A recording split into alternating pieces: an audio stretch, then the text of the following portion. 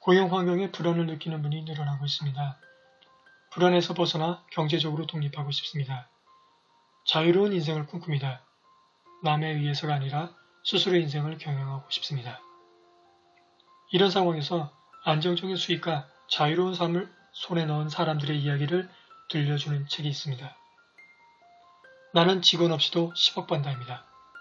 직원 없이, 사무실 없이 저절로 굴러가는 사업 시스템 만들기라는 부제를 통해 혼자 일하는 1인 기업이라는 사실을 알 수 있는데요. 그러나 이 책을 읽기 전 당부하고 싶은 말이 있습니다. 세 단어를 다시 생각해 보면서 읽으셨으면 합니다. 안정적인, 자유로운, 저절로 굴러가는 이 세 단어는 엄청난 노력 끝에 얻어질 수 있다는 것입니다.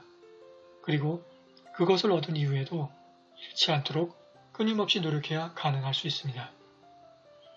문맥상 드러나지 않지만 분명 책 속의 주인공들이 거쳤고 지금도 거치고 있는 상태라는 것을 상기하신다면 이 책에서 좀 더 유용한 정보를 얻으실 수 있지 않을까 생각됩니다. 비즈니스 세계가 변하고 있습니다. 페이팔의 공동 창업자인 맥스 레브친이 설립한 사이파이 벤처 캐피털의 파트너 에릭 스콧이 저자에게 말하곤 합니다. 10억 달러에 매각될 1인 기업의 등장이 머지않았다고요.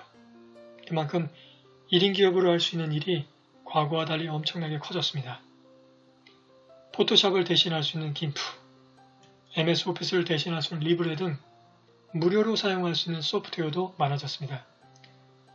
과거에는 집에 물건을 쌓아두고 포장을 했지만 이제는 창고 대여는 물론 주문과 포장까지 대신해주는 서비스가 생겼습니다. 혼자서 할 수 있는 영역이 그만큼 커졌고 자동화할 수 있는 부분도 많아졌습니다. 덕분에 여유로운 시간을 원하는 1인 기업가에게는 더없이 좋은 환경이 조성되고 있습니다. 저는 이 책을 읽을 때 사업 아이디어에 중점을 두고 읽었습니다. 책에서 언급한 사례를 통해 이런 것으로도 1인 기업을 할 수 있겠구나라는 아이디어를 얻을 수 있었습니다. 그리고 이것을 다른 방법으로 변형하면 어떨까라는 생각도요. 저에게는 특히나 아웃소싱 정보가 좋았는데요. 혼자서 하루 종일 포장에 매달려 장부 정리도 못했던 경험이 있어서입니다. 그런데 주문과 포장까지 대신해 줄 수 있는 서비스, 저렴해진 콜센터, 세무지원 프로그램 등이 나왔으니 과거에 비해 환경이 빠르게 좋아지고 있다는 것을 느낍니다. 또한 괜찮은 중국 현지 에이전트를 구하기 위해 프리랜서 시장을 이용하고 인도에서 PL 제조사와 협력 관계를 맺었다는 이야기는 제 머릿속에 새로운 활용도를 생각하게 만듭니다. 이런 것들을 활용한다면 좀 더 유연하게 사업을 운영할 수 있고 더 다양한 아이디어도 얻을 수 있다고 봅니다. 책에는 플래너를 만들어 혼자 연간 200만 달러 매출을 올리는 이야기가 소개됩니다. 이 플래너는 개인의 생산성에 초점을 맞추고 있습니다. 우리나라에는 복면사가 까르네라는 다이어리가 떠오릅니다. 1인 기업가 김영조 대표가 만든 노트로 심플하면서 좋은 재질의 종이가 매력적입니다. 책에서 소개된 어느 부부의 유기농 꿀 판매는 16살에 할머니의 잼 레시피를 이용해 설탕 없이 과일만으로 잼을 만들어 부자가 된 영국의 프레이저 도어티가 생각납니다. 슈퍼잼 스토리와 나는 돈이 없어도 사업을 한다의 작가이기도 하지요. 코카콜라가 인수한 건강한 차음료를 표방한 어니스트 티도 떠오릅니다. 어니스트 티 기적이라는 책에 나오는데요. MBA에서 만난 교수와 학생이 만든 기업의 이야기입니다. 주방에서 직접 우려낸 차를 보온병과 스냅을 빈병 몇 개에 담아 사업을 시작했습니다. 39살의 해리 아인이 고객사의 이름을 실크스크린 기법으로 인쇄한 티셔츠를 판매해서 성공한 이야기도 등장합니다. 국내에서 티셔츠를 이용한 사업은 단체 티 제작 브랜드 중 하나인 티싸게의 박승규 대표가 있습니다. 직장생활과 온라인 창업을 병행하며 2년을 보내던 박 대표는 유행에 민감하지 않은 아이템을 찾습니다. 그런 사이 흰색 티셔츠를 발견하게 됩니다. 그리고 여기서 단체 티 시장을 확인해 성공을 거둡니다. 해리 아인이 이름을 새겨 홍보용으로 쓴 점에서는 대중들이 즐겨 쓰는 모자에 광고를 달면 어떨까라는 아이디어를 실행에 옮긴 조병태 플렉스피트 회장이 대응될 수 있겠습니다. 그는 버드와이저나 나이키, 인기 스포츠 구단에 기업의 광고 문구를 새겨 창업 3년 만에 세계 1위 모자왕에 올랐습니다.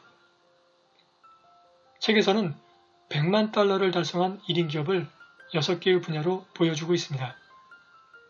전자상거래 산업, 제조업, 정보 콘텐츠 창업 산업, 전문 서비스 산업, 퍼스널 서비스 기업, 부동산 산업. 이에 대한 아이디어를 찾는 법, 자동화 시스템을 만드는 법, 사업 확장 시 운영법, 그리고 성장 정체 시 대처법에 대해서도 이야기해 줍니다. 페이스북이나 아마존 같은 기업을 해야만 사업을 하는 것이 아니라는 것을 책에서는 강조합니다. 거창해야만 사업일까요? 규모가 작더라도 개인 스스로가 수익을 얻는 것이라면 모두가 사업입니다. 시작은 미미하더라도 페이스북처럼 되지 않으리란 법이 있을까요? 페이스북도 미미하게 시작했던 것처럼 말입니다. 규모를 떠나 스스로 운명을 개척한다는 면에서 사업을 바라보는 것은 어떨까요? 불안한 직장과 대안, 안정된 미래를 만드는 방법으로서 사업을 생각한다면 어떨까요? 그러나 꼭 직장을 그만둬야 할까요? 위험을 무릅써야 사업일까요? 수익이 많아야 사업일까요? 10억이라는 말이 감미롭게 들리지만 중요한 것은 안정된 미래를 만드는 것입니다. 안정된 미래의 씨앗을 만들려면 어떻게 해야 할까요? 저자도 이 점에 주의를 기울여 말하고 있습니다. 여러 방법도 제시하고 있고요. 이런 관점에서 이 책의 사례와 정보를 각자 자신의 환경에 적용할 방법을 찾아보는 작업이 필요하다고 봅니다. 개인적으로 사업을 권장하지는 않습니다. 굳이 위험하게 사업을 할 필요가 없으니까요. 그러나 어쩔 수 없이 사업을 해야만 되는 상황을 맞이하는 분들을 만나게 되더군요. 생각보다 많습니다. 그때 주저앉지 않기 위해서라도 사업에 대해 공부해 두는 것은 어떨까 싶습니다. 사업을 하지 않기 위해서라도요.